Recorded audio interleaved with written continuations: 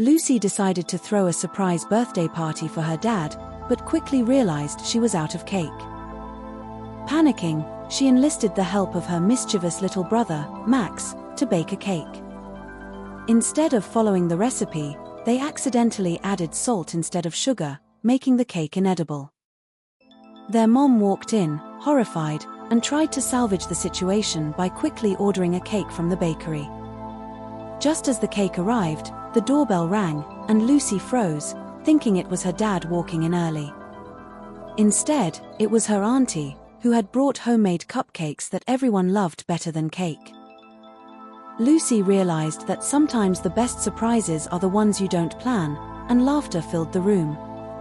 As they all sang happy birthday, her dad grinned, surrounded by the unexpected sweetness of love in every bite.